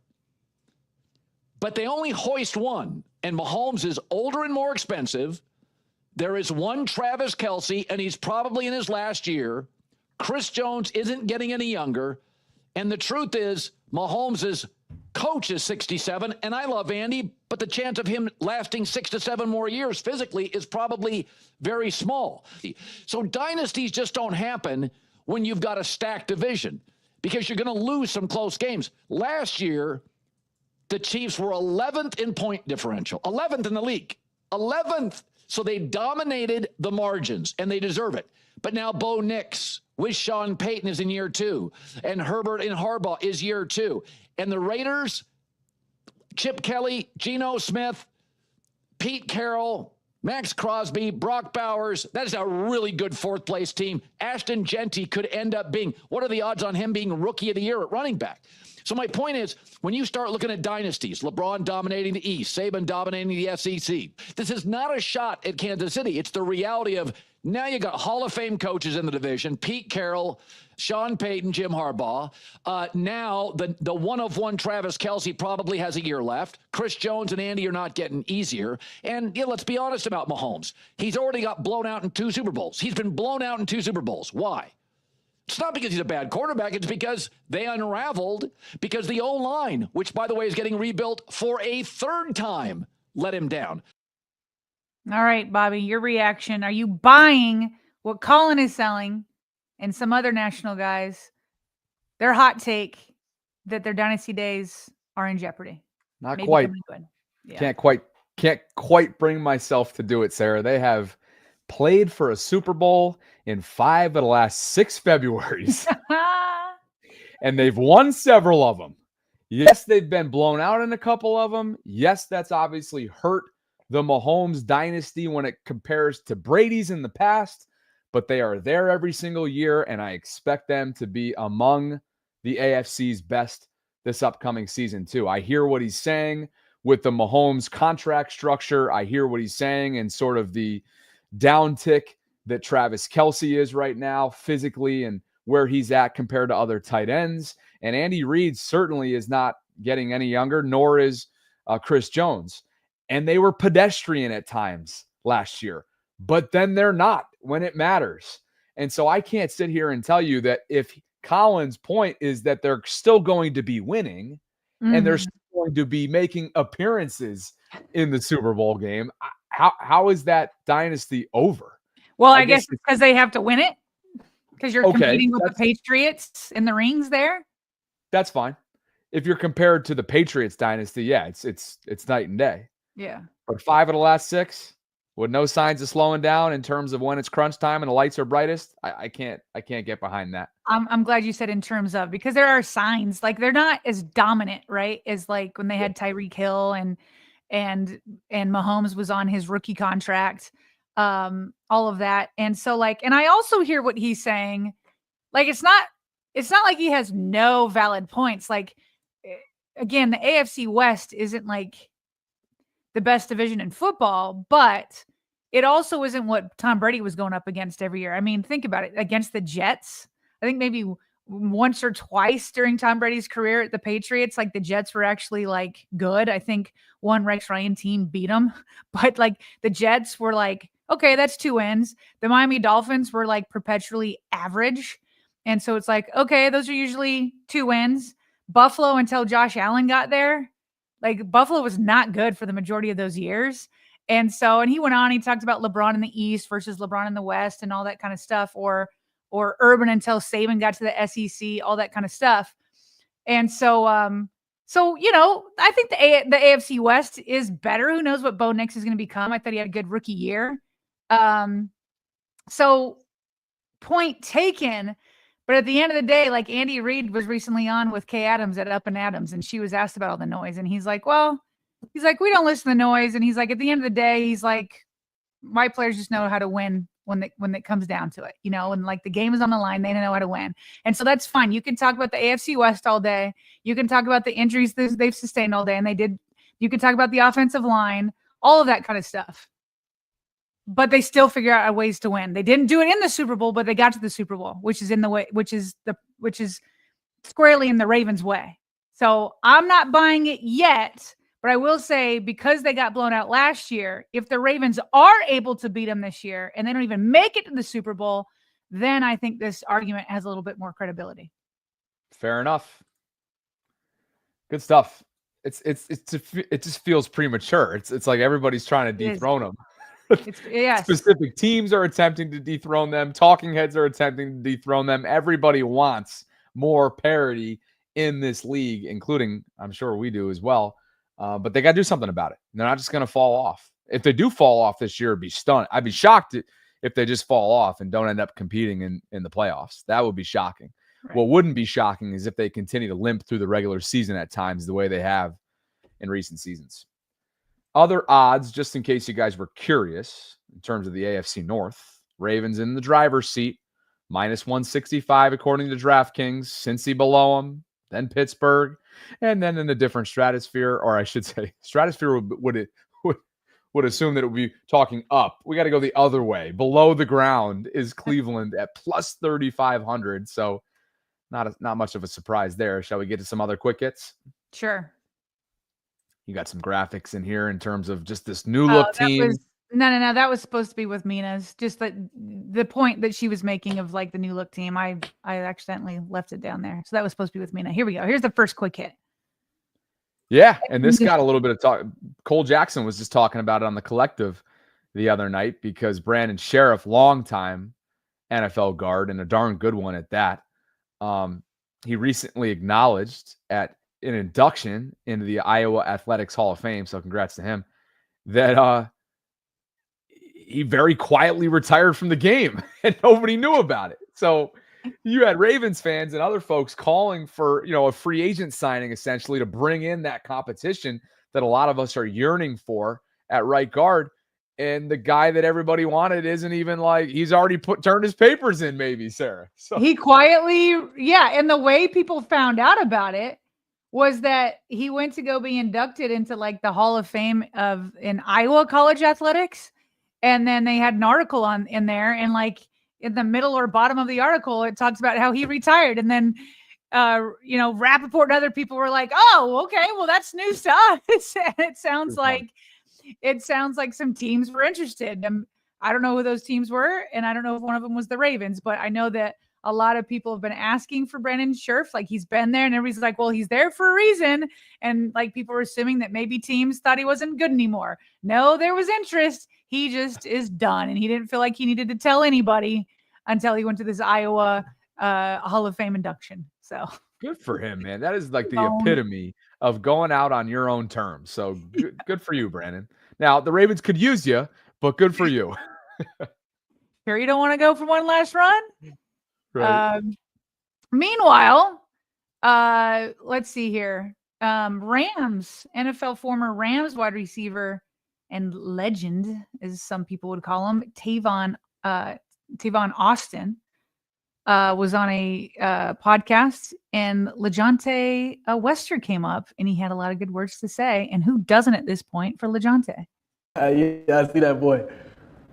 Have a little Tavon Austin in him? Yeah, see that boy. See yeah, the grit? You know, I've been a fan of him. You know what I mean? I'm always I'm a fan of Prime. You know what I mean? The Suns and everything he got going on. So I love his energy level. I love even when he down. Even when a lot of times Cordell was down last year, he might pop up with the ball. He'd get up. He's screaming. He want the ball. You know what I mean? Kind of remind me of myself.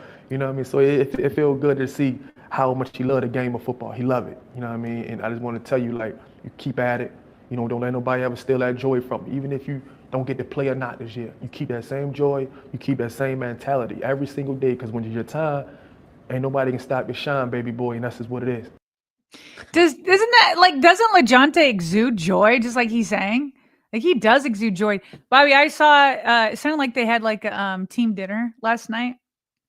They had basically a walkthrough before the game, and then they had a kind of team bonding dinner. And somebody had posted they made rookies, do, I don't know if it's a talent show or get up and whatever, but LeJohntay is just up there rapping, just completely uninhibited, not shy, not nervous whatsoever. Just to Austin's point here, he just exudes joy. And I love that he's saying, don't let anybody take that from you, because there's going to be highs like he's on right now. There's going to be lows. You don't want to project anything onto him, but we just know that there will be lows. That's just the life of the NFL career. But don't let anybody steal your joy. I do feel joyful listening and watching LeJohntay. Oh, it's an infectious energy, and a lot of Baltimore energy there, by the way, from Tavon. For those of you who aren't familiar with his career as a wide receiver, he was born in Baltimore, went to Dunbar, lit it up. I mean, the dude was a ridiculous athlete in high school, played 3 sports, just insane. Then goes off to West Virginia. He was a first-round pick in 2013 by the then St. Louis Rams. Had a solid NFL career with a bunch of different teams, some production here and there. Hung around till I think as recently as 2022, where he was with the Bills on their practice squad. So good stuff, Tavon Austin, Baltimore, one of Baltimore's best. There we go. Oh, and then this was just I thought this was a pretty cool article and dive, just that because he keeps these numbers. So Jonas Schaefer of the Baltimore Banner had done an article about how Lamar Jackson has been throwing more picks at Ravens training camp. And I feel like we've heard about quite a number of these picks, and Lamar's been asked about it, and so has Todd Monken. And so Schaefer is saying, but you know what, that might not be a bad thing. And he kind of gives some context here. He talks about in 2023, when he was covering the team, he can remember that he threw 4 picks during one early August practice. And everybody was like, dang, what's Lamar doing? All these picks, da-da-da-da-da. But then he just went on that year and was ranked 5th in the NFL in interception rate. So it's like, okay, what he was doing in training camp was not a precursor to what was going to happen during the season. And then he looked at 2024. And we know that he ranked second in interception rate, but he was also the first quarterback ever to have more than 40 passing touchdowns and fewer than 5 interceptions when you're throwing that many touchdowns. And so, yeah, interceptions were not a major problem for Lamar Jackson and the Ravens last year.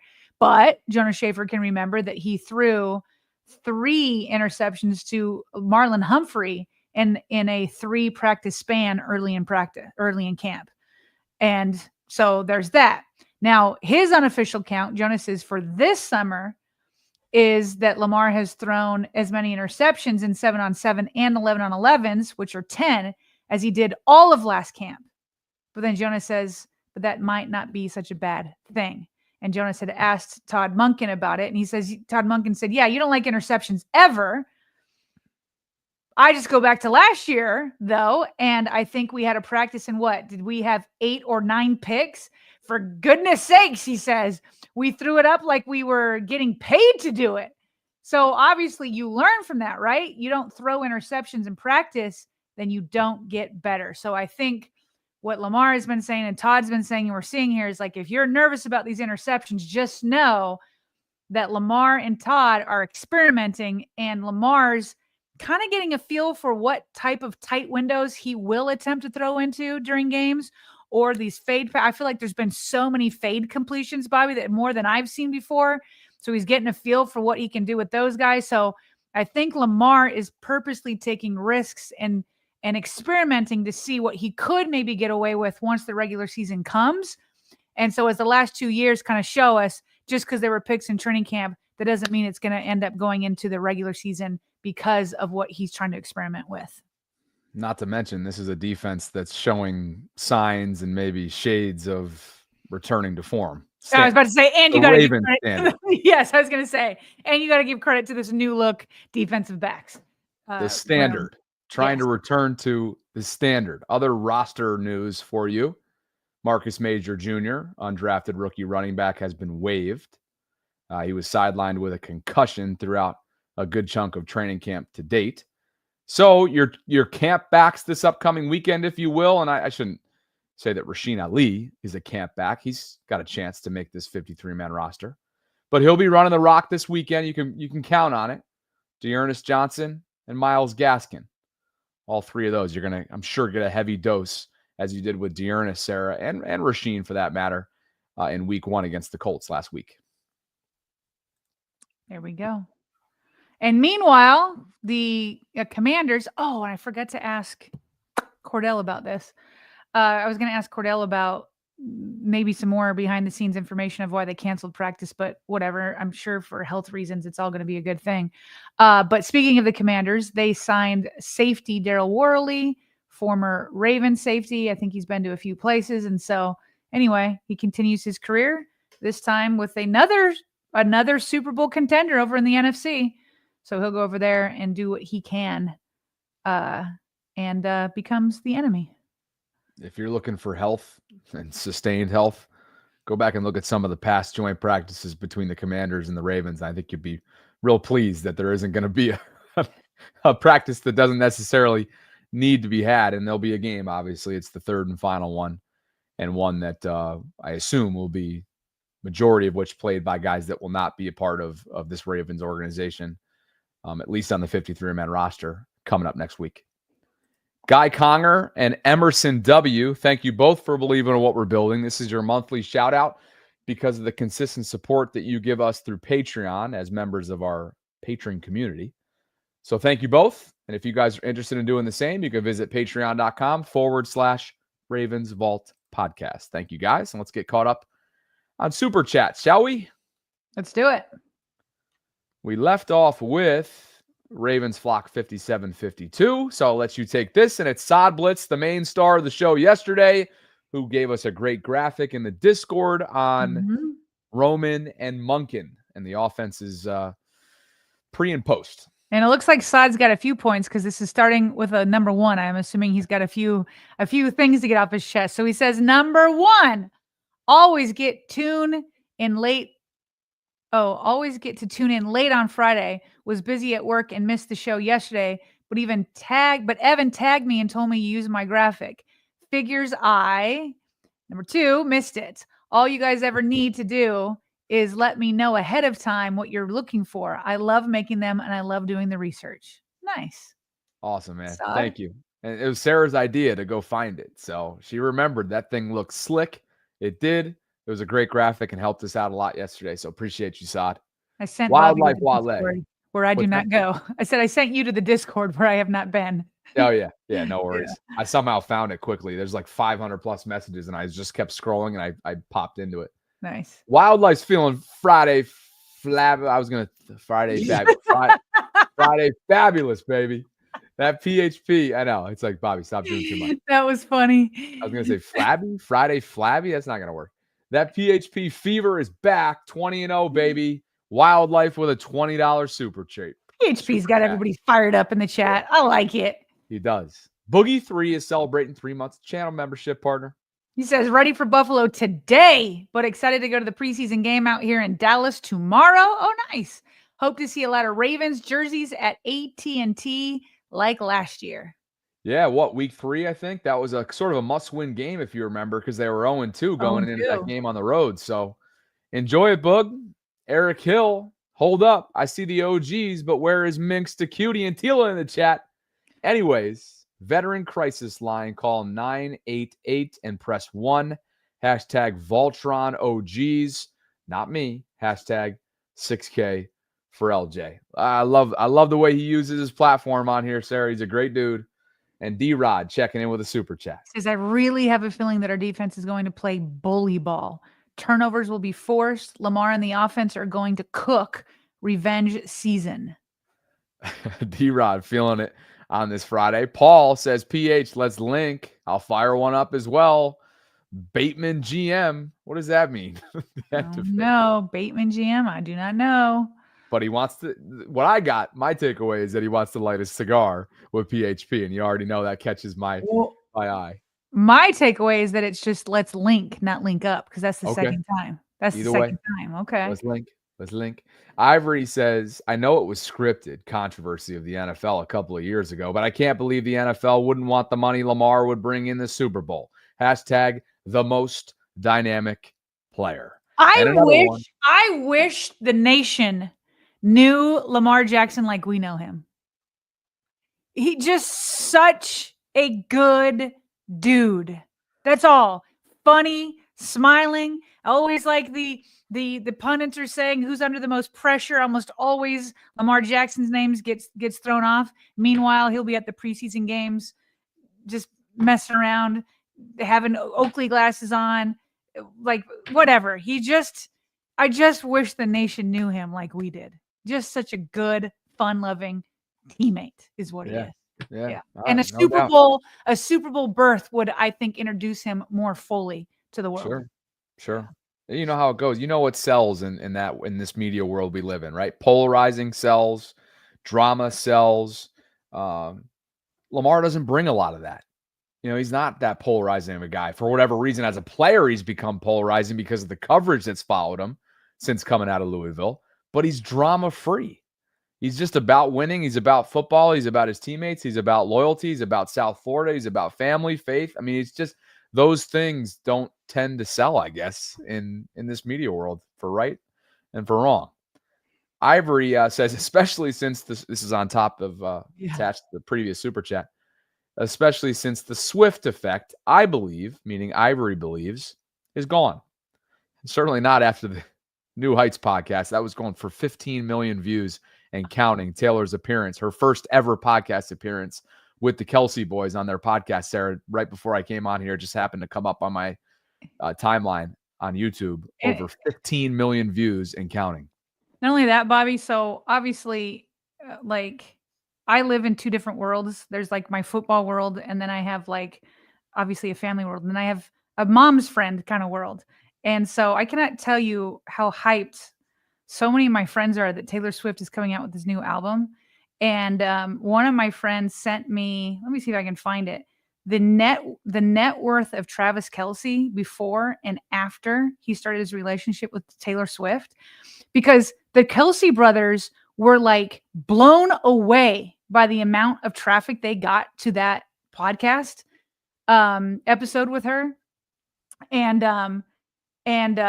like there's levels to fame, right? There's also levels to like you're like how rich you are, I guess. And Travis Kelce is a future Hall of Famer. He's about as famous as you get in NFL circles. But then there's like Taylor Swift, who takes him to another. So my friend sent me this, that his net worth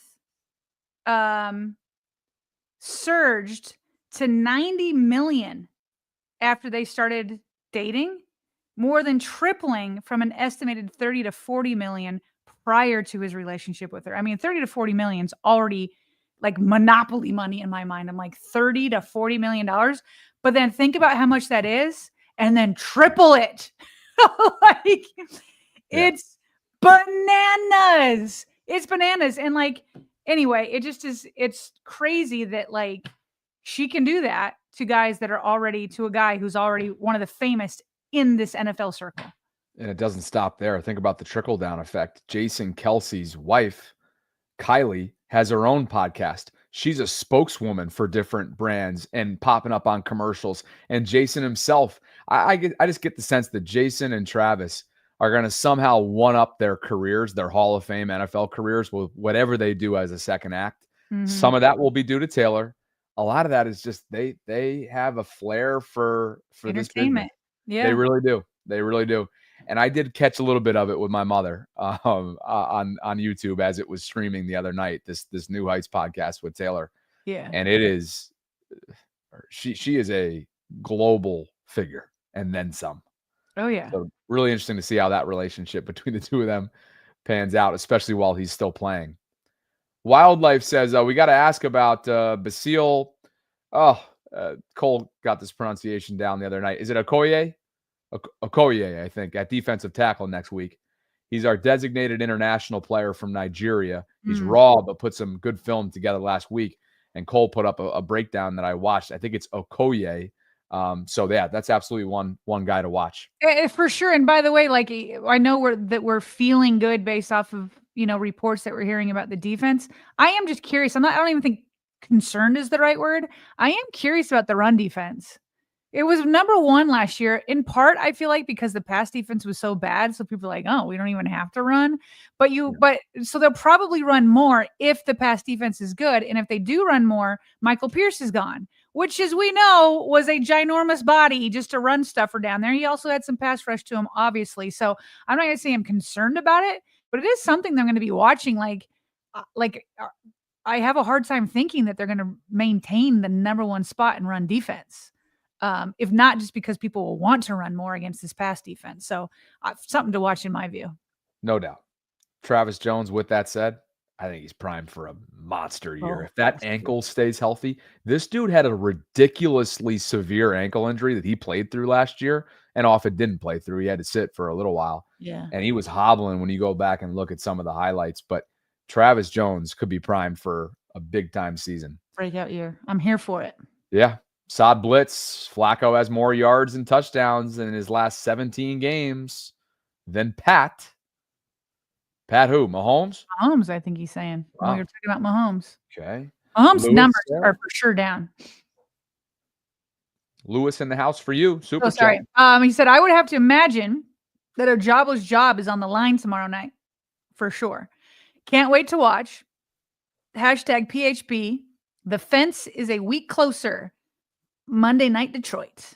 I've got the hiccups. Sorry. Appreciate you, Lewis. All good. Ash Marie 87 celebrating 2 months of channel membership, which we really appreciate. Have a great and safe weekend, everyone. Go Ravens. Ditto. We echo those sentiments. Have an awesome weekend. I'm excited about what I have going on over here. Boise Hingis, $23.99, celebrating 4 months channel membership, partner. He says, paper champs is our identity outside the flock. Wishing to see KC crashing down is like hoping that a Belichick Brady squad to miss the playoffs. I hear you, but the Ravens, Joe Flacco, did beat them in Foxborough. And so I don't know that the whole dynasty is going to go down, but yeah, I just keep thinking of like Rocky IV when Rocky punches Ivan Drago and then his coach is like, you see, You see, he's not a machine. He's a man.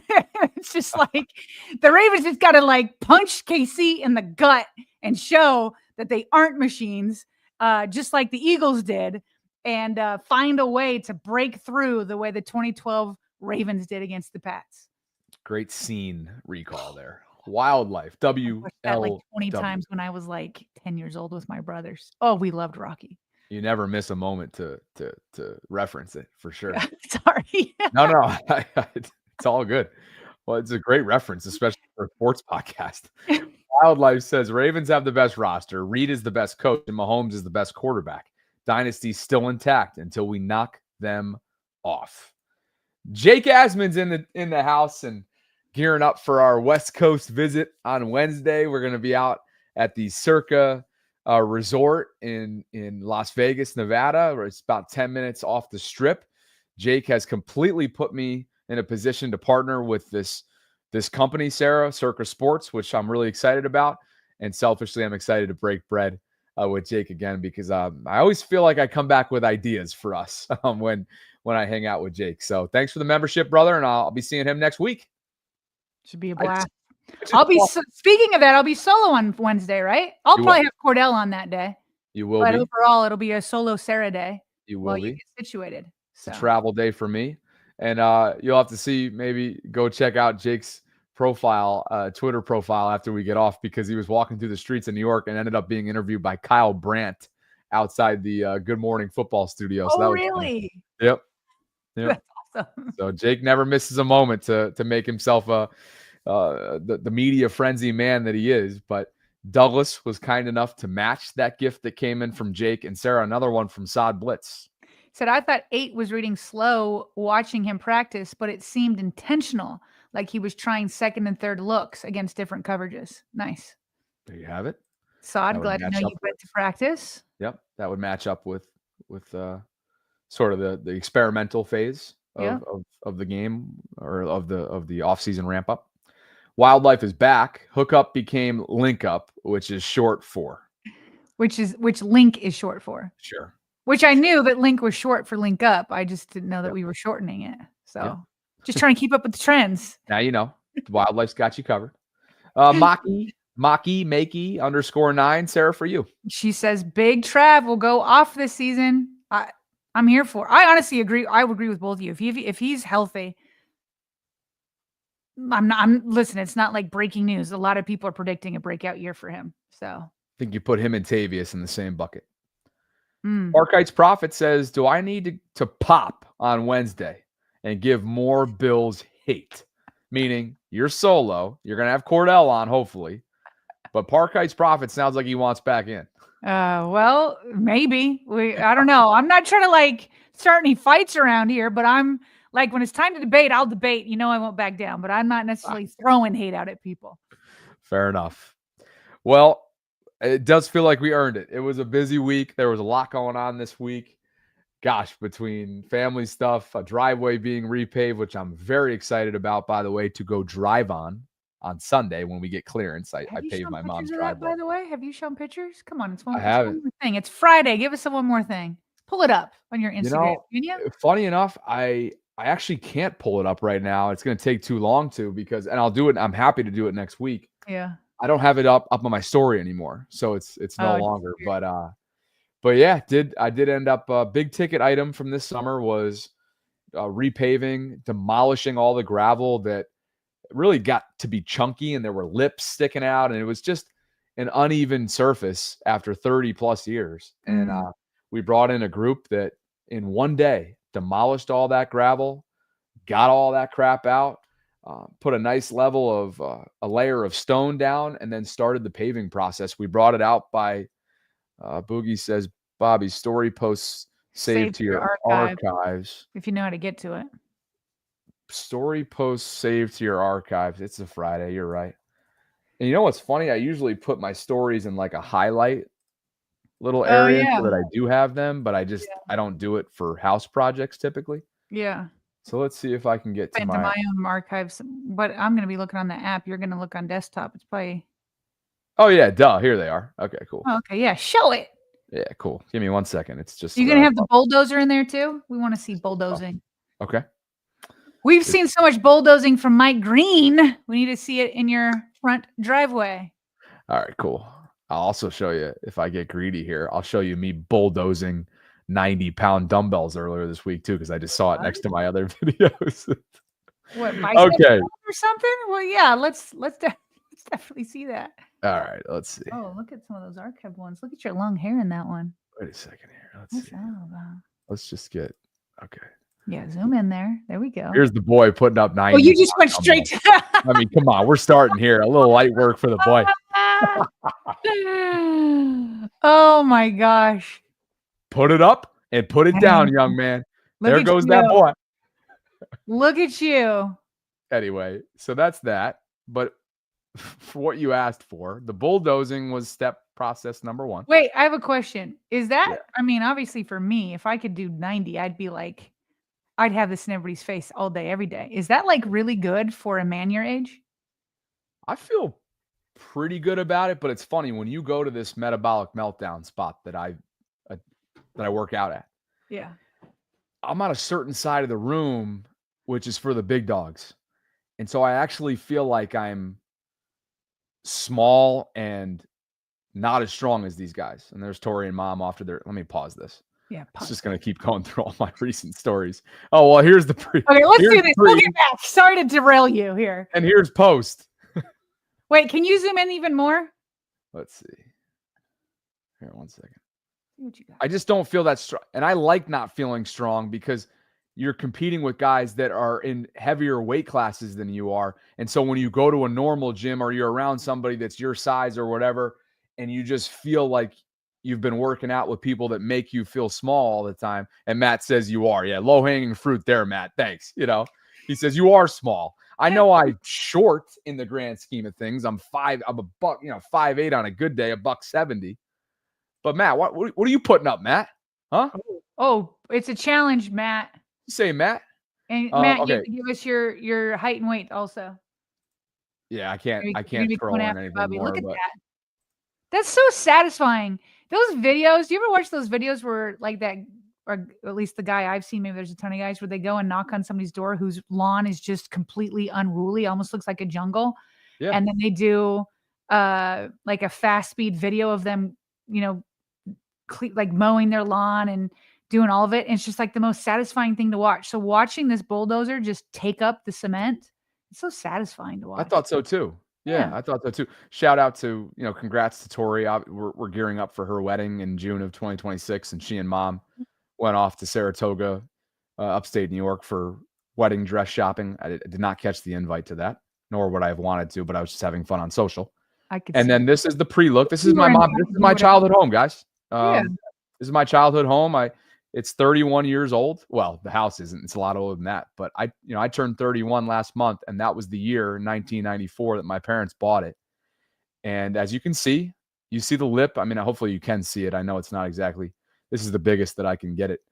But you can see some of the unevenness there, and it just felt so good to have it fully smoothed out. I mean, look at this afterwards.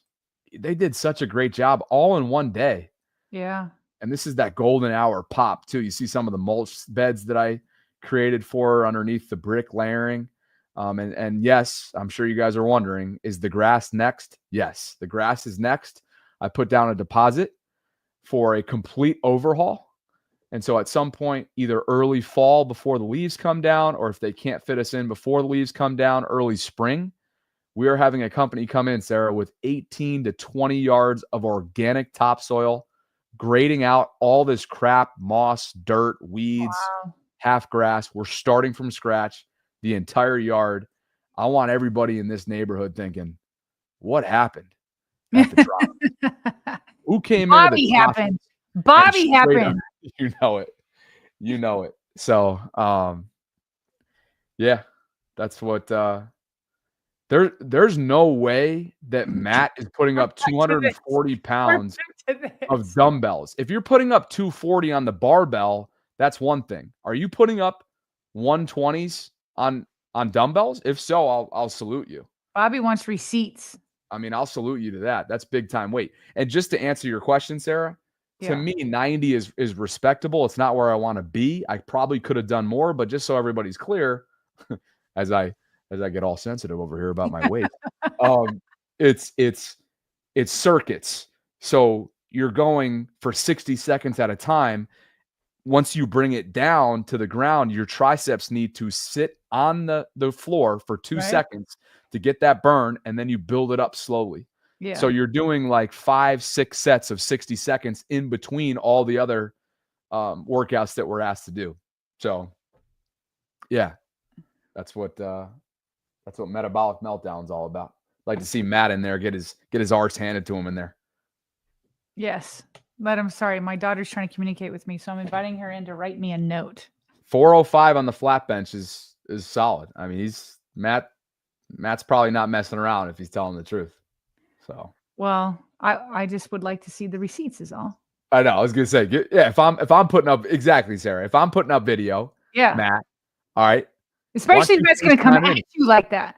Why don't you FaceTime in one day and we'll ask, we'll have a little a guest set. That's what we'll do.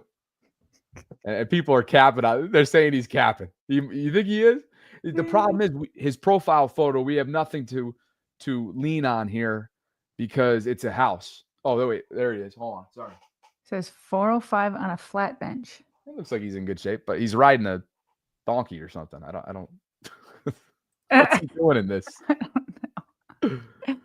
Wait, so if you were doing a bench press, like not dumbbells, what would you bench? He says it's solid, but nothing special, which I actually don't disagree with. Like I said, on the sorry, what did you? 405 is not special. Like benching. No, he's talking about me. Oh. He wants to demean me and my. Oh, fitness. so you said you could bench 405. What? Are you for real? Well, no. I'm so lost. I'm sorry. I've been a little bit distracted. My daughter's writing me a note. She's right next to me. It's all good. I'm a little distracted. I think I lost it for a minute. I was going to say 405 is crazy to bench. Thank you, Taurus. If he's putting up 405 on a barbell flat bench, that's a ridiculous weight. If you're asking me what I would do on a flat bench, I could probably max out at like, I don't know, 250, something like that. Yeah. So that's me. Look at him now. He's giving us his measurables. Wait, what are they? Listen, you can talk yourself up all you want. We need video. We need video, big dog. People are telling me to stay focused. We're done with the content, man. We're done. We're talking about Matt's astronomical numbers. Anyway, it's all good. Makes for a great. Honestly, Sarah, just to finish that thought and get back to your original question. Yeah. I feel like I'm working towards something because I look to my right in this room, this workout room, and I see guys that are putting up 120s, 120 dumbbells, and up, meaning 200.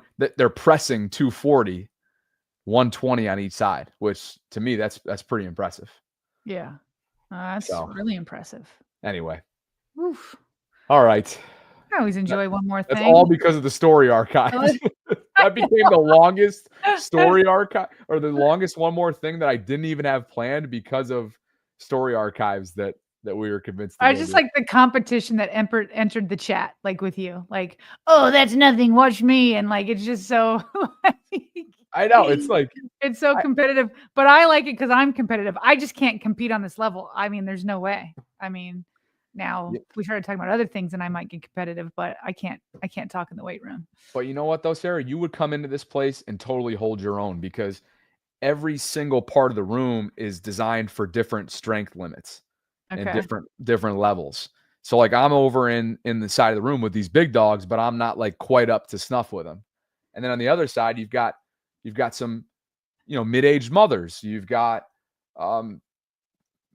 you've got mothers that are my mom's age. In their 50s and 60s. I'm telling you, man, sometimes when I go to the gym, there are definitely women who look to be like in their 60s and they're more cut than I am because they're like lifting every day. Yeah. It's bananas. Like, here's a great example of why I like the variety. I don't want to be walking around with no neck. Like, I'm not trying to be some meatball. And I like the fact that today our finisher today was 6 minutes of diamond burpees. After we had already gone through 6 sets. 6 minutes straight of burpees? Oh, yeah. Dang. Yep. That's pretty legit. So, So anyway, Well, that is compared to high fitness. that right there is my impromptu. One more thing on fitness, but it was really supposed to be about the driveway that I'm really excited. We forced it upon It's you. finally done. The Yes. driveway is done, Sarah. There's a big project that's left outstanding, which is obviously the grass. But to think about where this house was a couple of years ago, where it is now, 2 weeks out from my departure, feeling really, really prideful and happy for my mom that she gets to come home to this place. So That's awesome. Good for you. Yep. Good son. Thanks. Yeah. And I think we are fully caught up now. Sherry says midlife Stockman does great lawn before and after for folks in, I think, the Detroit area. Midlife Stockman. If anybody's in Detroit, Michigan, apparently Sherry's got you covered. Is that what you refer? Is that where this is? Wait a second. Before and after. Midlife Stockman does great lawns before and after Detroit. Sherry, let us know. All right, everybody. Appreciate you guys. And I think we're all set. You got anything else on your mind? Nope. Cool. I'm excited for the weekend. You've earned it. Enjoy it. Everybody Although else. now that I think about it, the game's tomorrow, so there's not really a break. There is a game. No, we're Saturday. not going live, but I will be on Twitter for sure. There is a game Saturday. Yeah. You hold that down. I'm going to be at an engagement and birthday party for a friend who I was just asked to be in his wedding. So you kind of got to go to these things. Yeah. And then after that, it's one more big project in Cooperstown on Sunday, finishing up the big yard work project that I started earlier this month. So busy one. Hope you guys enjoy it. We'll catch up with you on Monday, if not before. Enjoy your preseason coverage. Sarah will be with you on that, just in terms of the Twitter sphere. And we will both be back with you on Monday at 12 noon Eastern. So for Sarah, I'm Bobby signing off from this Friday edition.